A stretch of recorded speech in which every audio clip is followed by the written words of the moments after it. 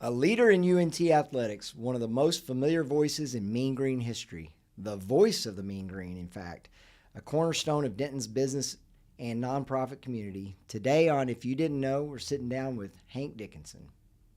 Denton's got it all: the food, the music, the art, and of course the people. And behind every corner, there's a story worth sharing. And that's what this podcast is all about. Denton's best, one conversation at a time. I'm Brad, and this is If You Didn't Know, Now You Know.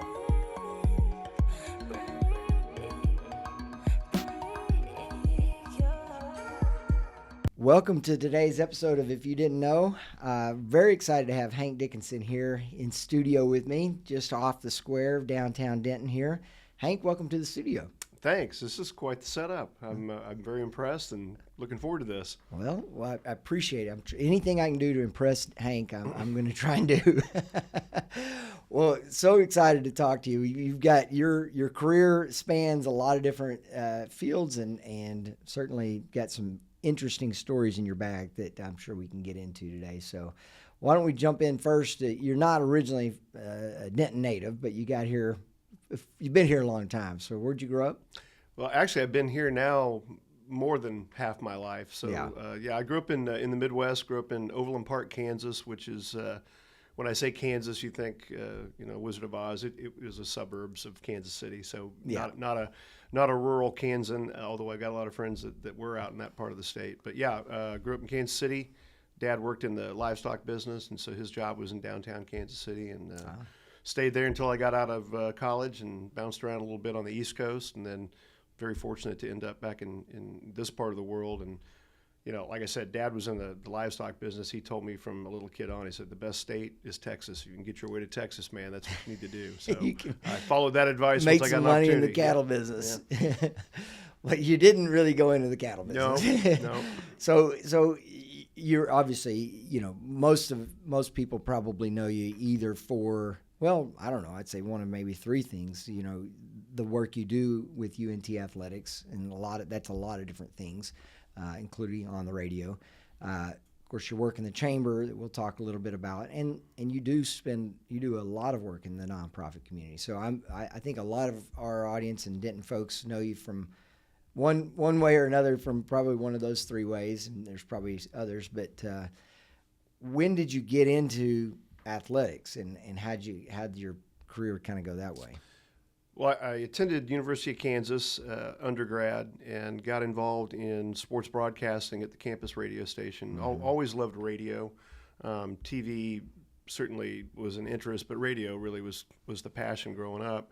Is that the old "you got a face for radio" thing? I think that's probably very accurate. Yeah, I'm not saying that. No, it's been said before by me and others. Yeah. But no, I've always enjoyed the craft of listening to sports on the radio, and I think it's interesting. I'm involved in a sports broadcasting class now, and very few of the kids that are in that class now grew up listening to sports on the radio. Right. They listen to sports talk, mm-hmm. but actual play-by-play just not something. But for me, it was always fascinating, and then to learn that there's a way to learn how to do it and to pick up some different things from other announcers. At KU, big basketball school, got to call the games on the campus radio station. Wow. So just that experience in Allen Fieldhouse made me want to figure out, well, what else could I do in athletics? So I went to grad school after that and got a degree in sports administration, and then started working on the East Coast, first at Virginia Commonwealth University, then did a stint at Radford University, back to Virginia Commonwealth, and then headed out to UNT, and figured I'd be here 2 or 3 years. Yeah. And turned into 31. So found a home. That's awesome. Well, I think, you mentioned how most kids haven't listened to radio, but those of us that have, or even the announcers and the play-by-play guys on TV, they make it seem so easy. But if you ever put yourself in front of a mic, I know you know how to do this, but wow, you realize pretty quick. I think Donald Trump did this recently. He tried to, on Monday Night Football, tried to kind of jump in there and do a little either play-by-play, and it just went terrible. It's hard. Well, there's a lot of preparation, I think, that goes into it that makes it sound like you know more than you know. A lot of the information that you really do a deep dive in on, like, for instance, the opposition. I get to know the Mean Green teams pretty well. Right. And so while I study up on them and look at updated notes and stats, I pretty much know after a game 2 or 3 what I'm doing there. Yeah. But it's the opposition that is new every time. And so you kind of just digest the information for the 3 or 4 hours that you're going to be using it, and then kind of forget it and move on to the next one. But I spent a lot of time on spotter boards and different things that I can use during the broadcast. And again, radio is an open test. I mean, you've got a lot of notes and a lot of things in front of you. TV is a little bit different, but I've always said this: those that are really good on radio can be excellent on TV, and those on TV that never did radio, it's hard to transition. You can tell. You invariably can understand that man or woman never did any radio, because on radio, TV you're relying on them being the viewer being able to see absolutely everything that's going on, and you're not having to describe it in as much detail. Right, and I think radio play-by-play is everything you just said. You're the eyes and the ears and the nose. You're everything. You're describing what they cannot see. Yeah. And that includes the time and the score and the important things that anyone listening on the radio really wants to hear. So there's a lot of redundancy. Yeah. TV, you're really filling in the gaps, and whoever's doing the color commentary is actually really driving the ship on TV, because they're explaining the things that happen that you have already seen. Yeah. And so there's some great TV announcers, but like, to me, the best guy in the business right now is Kevin Harlan. Yeah, he's great. I'm a little bit jaundiced because he is a KU guy, and I did get to know him growing up, and he's not that much older than me. But he's excellent on either one. If you hear him on Monday Night Football doing the Westwood One radio, outstanding. And then when he moves to TV, he dials it back a little bit, but he's still highly entertaining and really always very prepared. Yeah, he is. Well, and that was one of my questions, kind of thinking about visiting with you, is just how much preparation goes into that. Because and like you say, maybe on radio you're able to have a lot of stuff in front of you that you can kind of refer to as well. But I mean, there's a lot of prep work to kind of be familiar with rattling stuff off and on the fly. It's very interesting. I worked for 20 years with George Dunham, and people know George as the guy on the ticket, or they know that he's a musician. But what George is as well is an excellent play-by-play guy. I learned a ton working with him. And then I'm now in year number 11 with Dave Barnett, who truly is the voice of the Mean Green. But Dave has, talk about TV/radio experience. Dave's done it all. There's no way you out prep those two guys. So I learned a lot on just, it's kind of an 80-20 rule. You may only use 20% of what you dummy down on. But boy, in those games where you need it, it's great to have 100% of the information there. So I would say those two have taught me on the job different things that you can do to prepare. But I always tell the students, if you don't like homework, then don't do this, because there is a certain amount of homework. But it should be stuff you enjoy. Right? Yeah, it's sports homework. You're studying stuff you hopefully enjoy. Yeah. Wow, fascinating. So you have a preference? I know you do more. Well, I say I know you do. What, you do more of the play-by-play? I do more of the color. You do more of the color. Okay. Play-by-play is a lot of fun. I'm not in the same league as George Dunham or certainly Dave Barnett, but I like it when I get a chance to do play-by-play. I'll do more fill-in basketball play-by-play when we have the crossover season where there's a direct conflict with football and basketball. Right. I haven't missed many games in 31 years. When George and I worked together, because of the ticket, he didn't go on the road for the weekday game. So I did a lot more play-by-play during that period of time. But the color part has kind of become my little niche, and I've enjoyed it. I think color on radio, sometimes the best thing you can do is keep your mouth shut. Yeah. Because football moves so quick now. But it's fun, and I've found a little niche in it, for me anyway. Yeah, very cool. Well, so obviously the radio stuff, but what else were you doing in the athletic department? I mean, you've had a lot of positions and roles over the years in that department, right?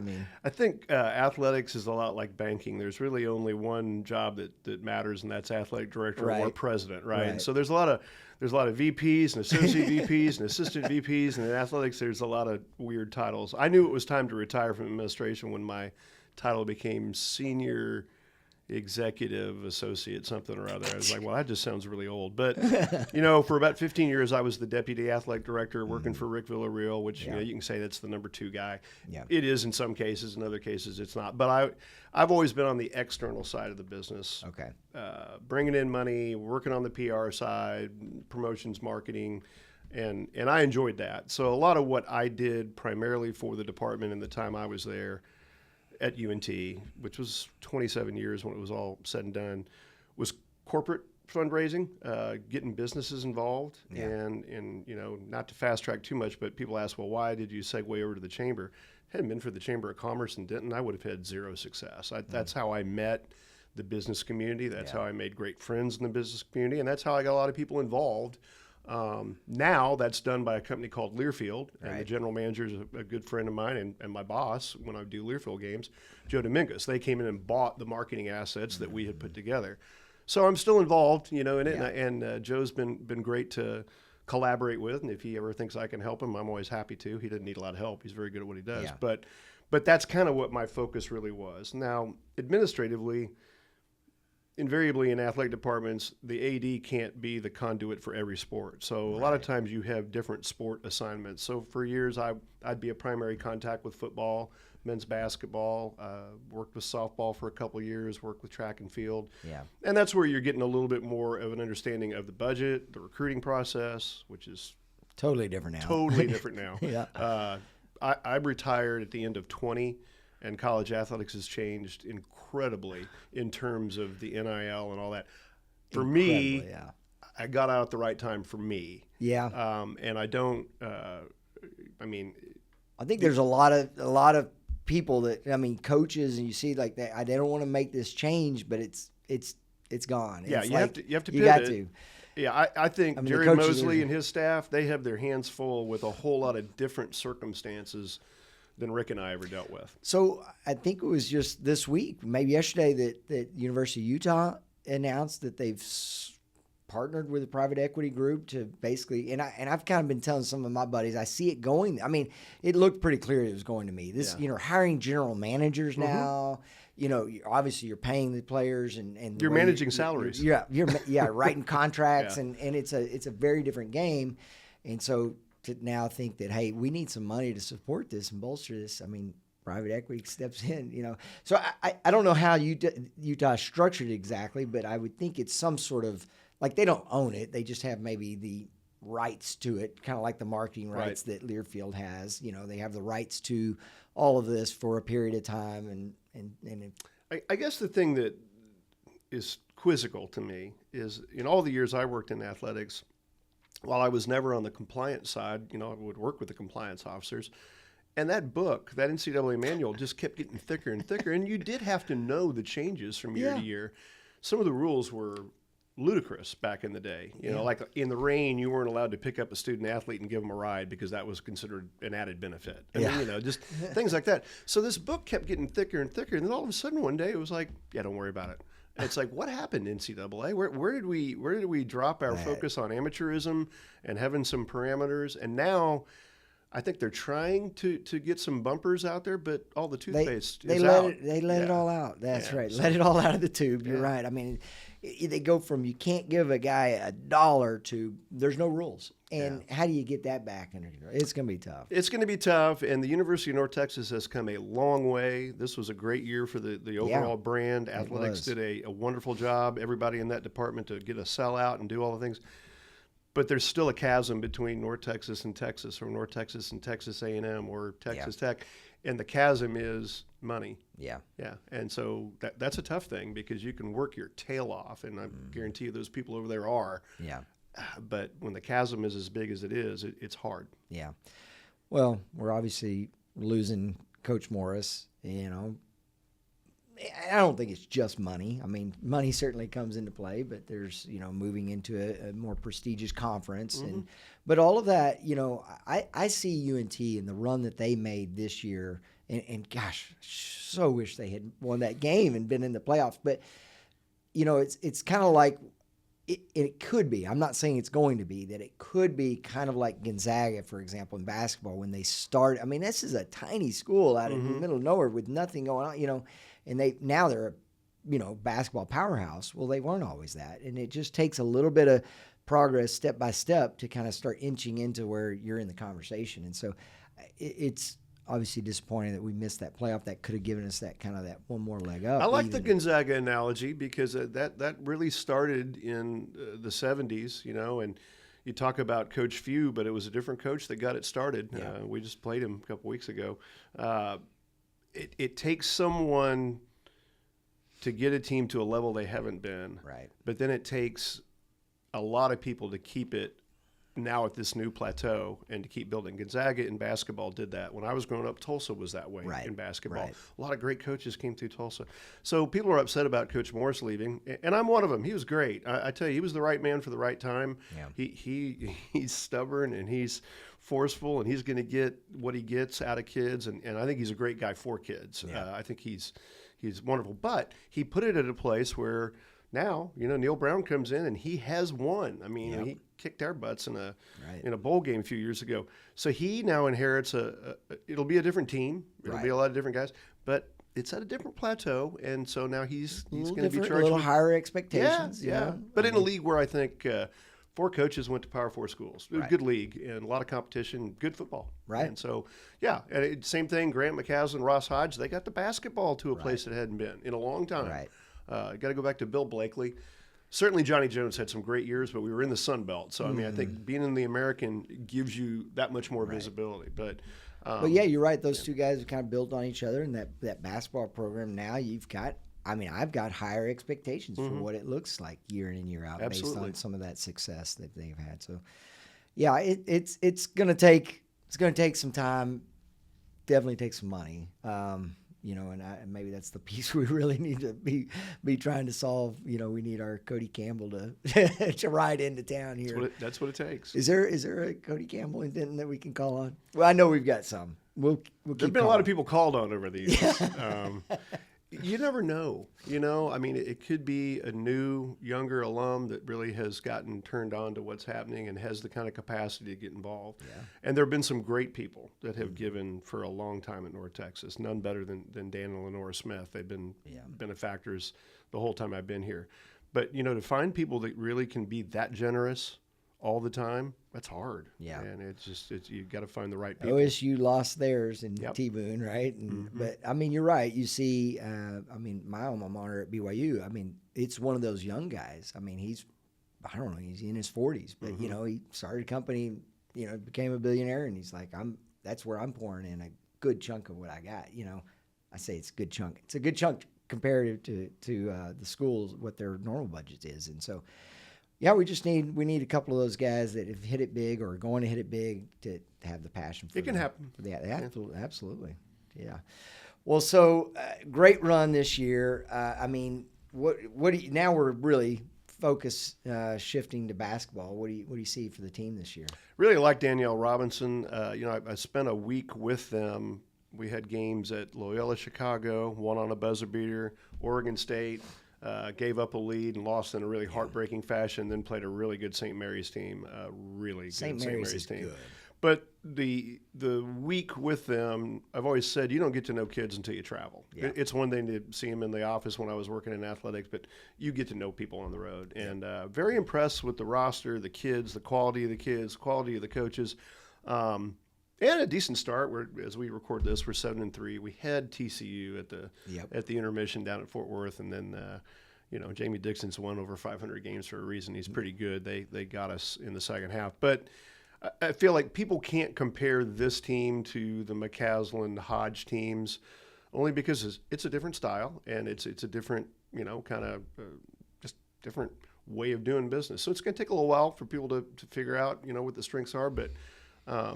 I think good people obviously is step number one, and they appear to be really good people and good basketball people. Yeah. Well, they're fun games to go to. I mean, I enjoy going and watching them. Obviously it's more exciting when they're winning and playing well, but the Pitt's a great little environment to watch a game, and so it's fun. I encourage people, if you've never been to the Pitt to watch a Mean Green game, you gotta check that out. And by the way, I said I'm a BYU alum. I am, but I'm also a UNT alum. So Good. Master's in UNT. Good. I feel like I am now. After 31 years, I feel like I got some sort of honorary degree. I wear that UNT hat proudly. But well, so you've shifted now to the chamber. You've mentioned that a few minutes ago. So why did that? I know you said that the chamber's always been impactful and really helped you build your connections. But why did you feel like a draw towards that when you were kind of looking for a transition? Well, it was during the pandemic where I was kind of looking at my retirement options, and I loved working in athletics. I mean, I did. Yeah. But my role had changed, and I could see just everything changing. And I got to thinking, maybe now's a good time to pivot. I'd love to keep doing the games on the radio. I'd love to continue to teach the broadcast class, but those were separate from the administrative part. And so I made the decision to retire from athletic administration. And then luckily they did want me to stick around and keep doing the Learfield gig. Yeah. My oldest son, Dan, says I retired and took on 3 different jobs. But I retired from athletic administration. And, the thing about athletics is it's every night, it's every weekend, it's every holiday. And after a while, you just kind of want to pick and choose the things you can go to, but that's not really the case when you're working in it. And so while I still have a very active calendar, it's not nearly as busy as it was there. Hard to believe. But the chamber, to me, I ended up volunteering a lot with the chamber because I wanted my brand to be associated with the Mean Green. I wanted people to know if you want to get involved, if you want to buy tickets, if you want to support the scholarship fund, if you want to buy advertising, I'm your guy. And so reach out to me, or I'll be very easy to catch. And the chamber allowed that. I got in and started volunteering, and the next thing I know, they asked me to be on the board. You're on our board now. Right. I want to say, Brad, it was like an 8-year experience being on the board. And one day you look up and you're like, wow, I'm going to be the board chair. And so I learned a lot about the chamber. I learned a lot about the budget and how it works and the different parts. And, it's always been a lean office staff, and we certainly are now. Chuck Carpenter, was my mentor in all this, as he was for a ton of people. Dear friend, did a great job. I work for Erin Carney now. Fantastic. I love working for her energy, her acumen towards chamber business is great. So, the bottom line was I got a call from Erica Pangburn, who at the time was the lady that took over the chamber after Chuck, before Erin. And she wanted to thank me for being on the CVB board, and I was rolling off, and we just went and had coffee at Zero. Pandemic was on. We were sitting outside, and we both were of a mind to take the masks off and just enjoy the sunshine. And she told me, she goes, if we can never get out of this global pandemic, I need to get somebody to go out and do membership. Because it's been 111 years at the chamber, and we've never had one person that just did that. We've had a lot of volunteers, like for years, Priscilla Sanders, how she did it and ran Sears, I don't know, but she would go out and grab members. So anyway, she's talking about it, and I said, well, what does that look like on paper, and she's like, well, I can't pay a lot, but I could pay this, and I could do this with commissions. And I kind of said, well, move that over here and move that over there, and I'll do it. And she's like, are you kidding me? I said, I would love to. I said, no, I don't want to spend a lot of time in meetings. I just want to sell. And if you'll trust me to go sell, I believe in it. So, I mean, let's go. It's an easy thing for you to sell, I came in at buy low time. It was coming off the pandemic, and membership had dropped. Because when the chamber can't get people together, the chamber's not that useful. But, man, as soon as we came out of that and started rolling, it was a lot of fun. And our numbers have now kind of balanced out. But there was about a 2-year period there where, man, we really got a lot of people re-engaged. And so it was fun. I got way too much credit because, like I said, I came in. Anybody could have done what I did. But the good news is I did know enough people that I kind of knew where to go. You had those relationships that really, over many, many years, it was, and people take your call. People, for the most part. And I appreciate that they do. But I think, one thing I learned in Denton, and I learned it through really great people. If I start naming them, I'll forget somebody. But, principally guys like Carl Anderson, Randy Robinson, people that took some time to show me the ropes. Always said it's a scratch your back town. I mean, if you're willing to go do something for somebody when they need you, then they're going to be more predisposed. So people say, well, why do you volunteer for so much stuff? I'm like, well, there's a means to an end. I mean, I've been treated very, very well. And a lot of the things that I've tried to get done have happened because I did spend a little extra time doing something for somebody. No doubt. I mean, I think of over the years, the times you've reached out for the Salvation Army, looking for a place for them to hold the toys during Christmas time, and it's like, Hank calls and like I know I'm going to try. I'm not always. And you've successful, certainly helped in that regard. Yeah. Yeah, but it's just like you say, and I know if I ever called, if I need something, I can call on you. And it does work both ways. And I think the chamber's great about embracing and encouraging that.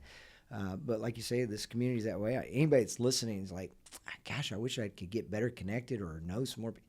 Get involved in the chamber. I mean, it's just a no-brainer. It's only as good as what you use it for. And Sure. I tell people you can join and get your business name in our listing and be on our website, and that might bring you some new business. Right.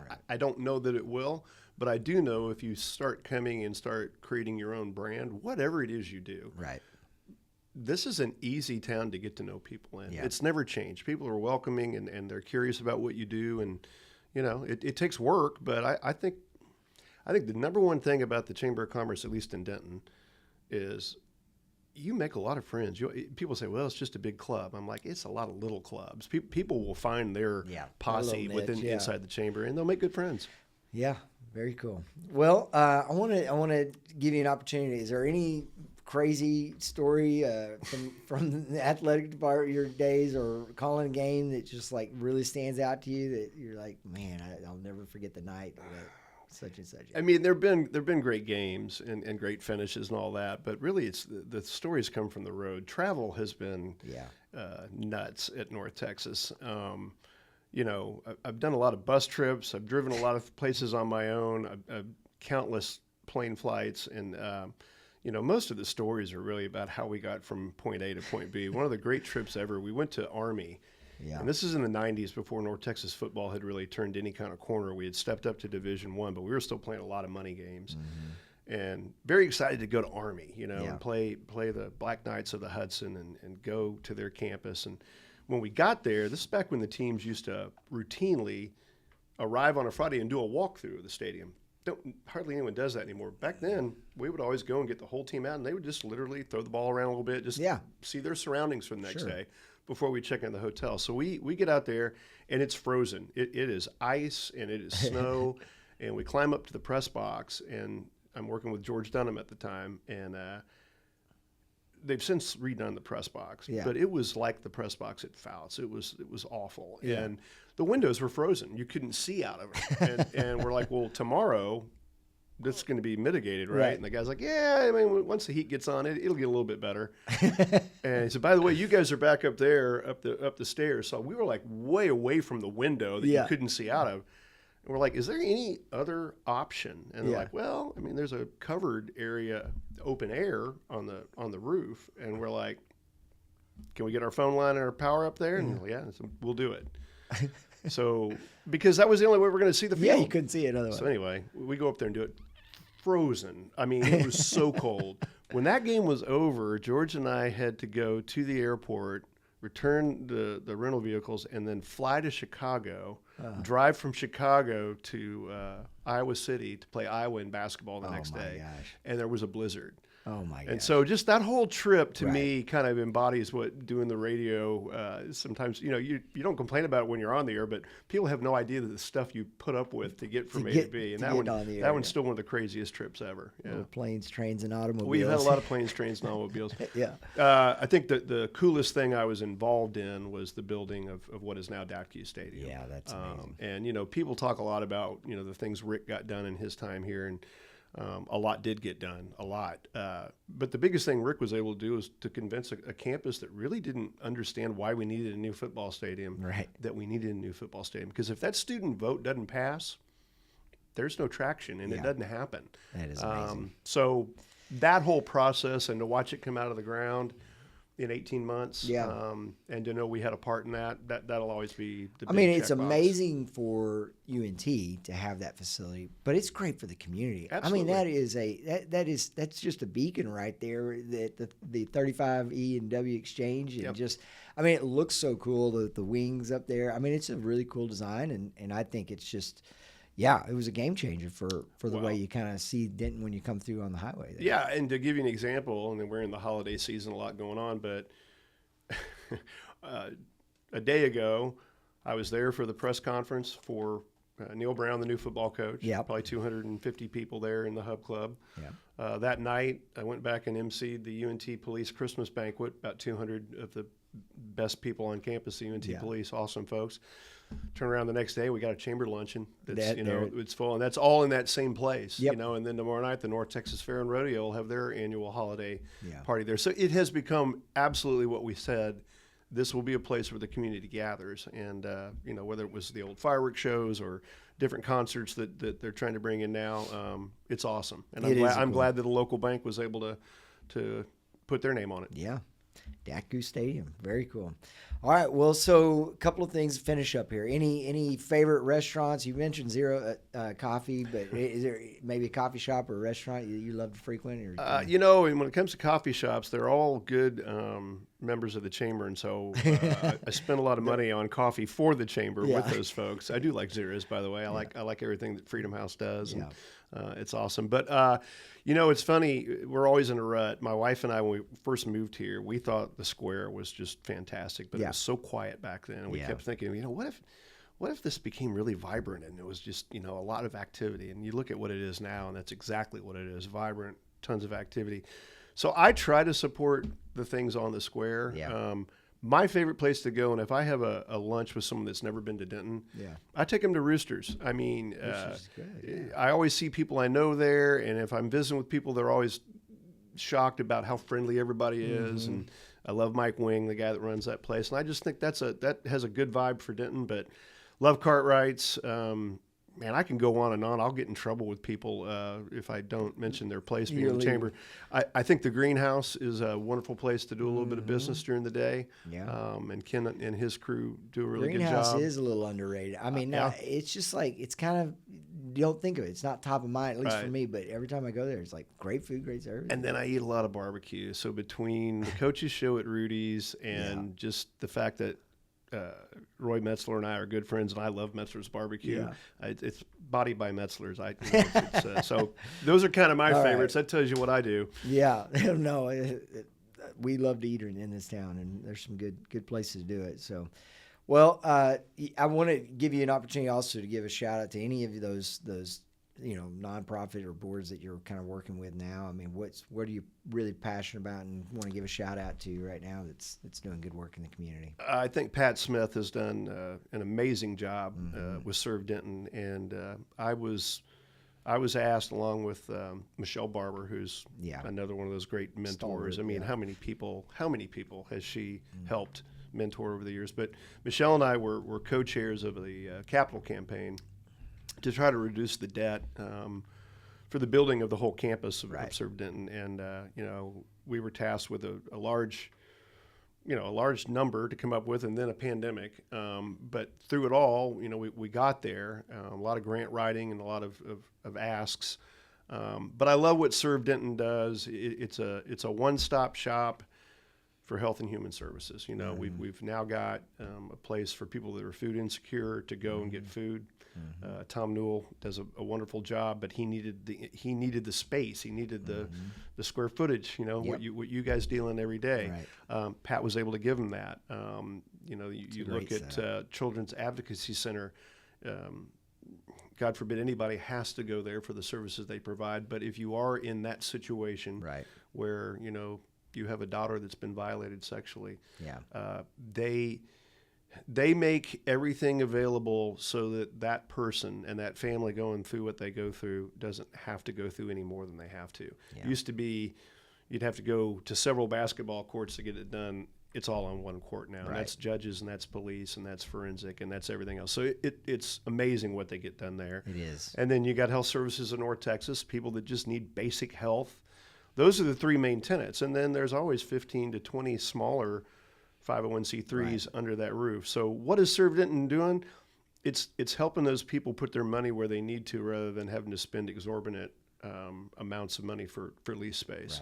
And in the process, just helping so many people. So I love Serve Denton. I try to remain active as I can. Been involved with Salvation Army for a long time. You know, our shelter here is it's inadequate. We've got a real homeless challenge, and we need more space, and we need to be able to provide more services. And I think those folks, you know, their motto is doing the most good. they're doing the most good they can, but they could certainly use donations of food and money. Yeah. But those are my two biggies. I think are United Way is awesome. I just have kind of been caught up with those other two most of the time. Well, those are great ones for sure. Well, thanks for sharing that, and I know you're passionate about all that, and it moves the needle, and it's, by the way, another good way to kind of make connections and kind of network. I mean, as you start rubbing shoulders with some of the type of people you started naming, that they're out there serving in these roles as well, and so you don't want to do it all being self-centered, self-serving, but there definitely is some benefit to being involved in those. I would tell anyone young that's getting into it, when you take on a board or a committee like that, look at it for what you just said.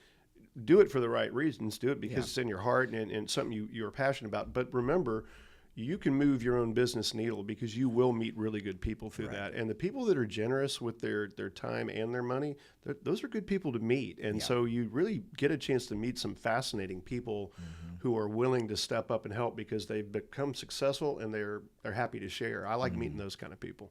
Absolutely.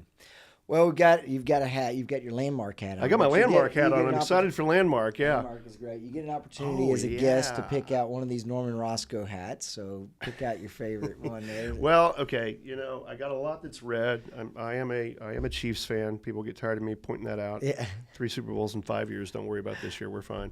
But I got to go green. You got to go. I mean, there's really no way I could. I was really just setting you up, just make sure you would pick the mean green. Yeah. I mean, if it was a shirt, I'd go black because that's more trimming. But the hat, that's excellent.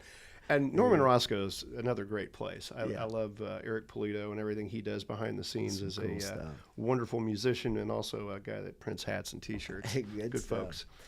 Well, Hank, thanks for joining me today. I really appreciate you spending time. You bet. Really enjoyed visiting and getting to know you better and hearing some of those stories. Cool stories. Good luck to your Cougars in basketball. I watched them win last night. They pulled one out. They did pull that one out. That was pretty exciting. But. And, don't give up. Mean Green basketball should be a lot of fun, especially once we get into the American. Yep. Yeah. All right. Well, if you didn't know Hank Dickenson before today, now you know him. Thanks for joining us again.